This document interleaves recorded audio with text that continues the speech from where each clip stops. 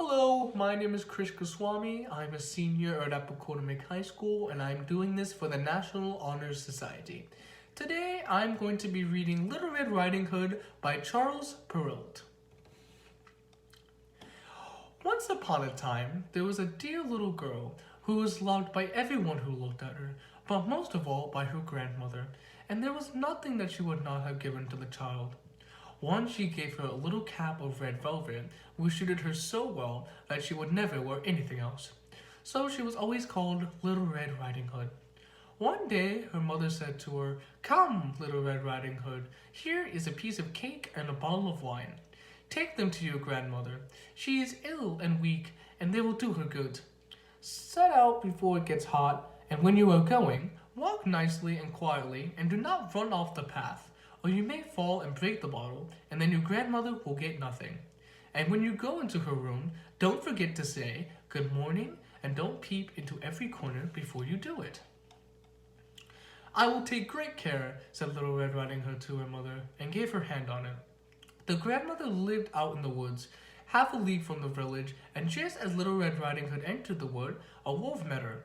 Little Red Riding Hood did not know what a wicked creature he was, and was not at all afraid of him.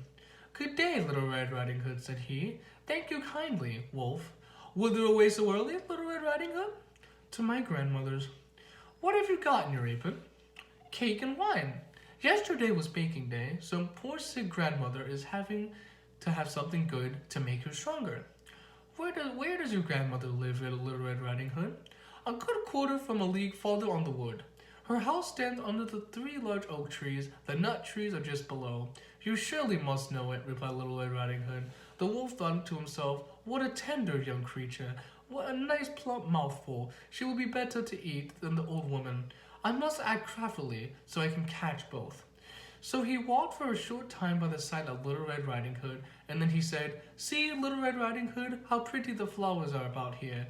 Why do you not look round? I believe, too, that you do not hear how sweet the little birds are singing. You walk gravely along as if you were going to school, while everything else out here in the woods is merry." Little Red Riding Hood raised her eyes, and when she saw the sunbeams dancing here and there through the trees, and pretty flowers growing everywhere, she thought, "Suppose I take my grandmother a fresh nosegay? That would please her too. It is so early in the day that I shall still get there in a good time." And so she ran from the path into the wood to look for the flowers. And whether she had picked one, she fancied that she saw a prettier one farther on, and ran after it, and so got deeper and deeper into the wood.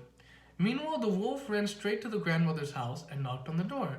"Who is there?" "Little Red Riding Hood," replied the wolf. "She is bringing cake and wine. Open the door. Lift the latch, call out to grandmother. I am too weak, I cannot get up." The wolf lifted the latch, the door sprang open, and without saying the word, he went straight to his grandmother's bed and devoured her. Then he put on her clothes, dressed himself into her cap, laid himself in the bed, and drew the curtains. Little Red Riding Hood, however, had been running about picking flowers, and when she had gathered so many that she could so carry no more, she remembered her grandmother, and set out on the way to her. She was surprised to find a cottage door stand open, and when she went to the room, she had a strange feeling that she said to herself, "Oh dear, how uneasy I feel today, and at all times I like being a grandmother so much." She called out, "Good morning," but received no answer. So she went to the bed and drew back the curtains. There lay her grandmother with her cap pulled far from her face, and looked very strange. "Oh, grandmother," she said, "what big ears you have." "The better they hear you with, my child," was the reply. "But grandmother, what big eyes you have," she said. "The better to see you with, my dear." "But grandmother, what large hands you have." "The better to hug you with." "Oh, but grandmother, what a terrible big mouth you have." "The better to eat with." And scarcely had the wolf who said this, than with one hound he was out of bed and swallowed up Little Red Riding Hood. What did the wolf appease his appetite? He lay down again in the bed, fell asleep, and began to snore very loud. The huntsman was just passing her house, and thought to herself, "How is the old woman snoring? I must see if she wants anything." So she went to the room, and when he came out of the bed, he saw that the wolf was lying on it. "Do I find you here, you old sinner?" said he. "I have long sought you."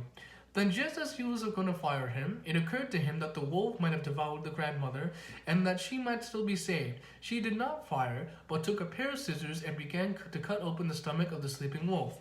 Whether he made 2 snips, he saw the Little Red Riding Hood shining, and then he made 2 snips more, and the little girl sprang out crying, "Ah, how frightened I have been! How dark it is inside the wolf!" And after the 8th grandmother came out alive also, but scarcely able to breathe. Little Red Riding Hood, however, quickly fetched great stones, which they were filled to the wolf's belly, and when he awoke, he wanted to run away, but the stones were so heavy that he collapsed at once and fell dead. Then the 3 were delighted. The huntsman drew off the wolf's skin and went home with it. The grandmother ate the cake and drank the wine which Little Red Riding Hood had bought and revived.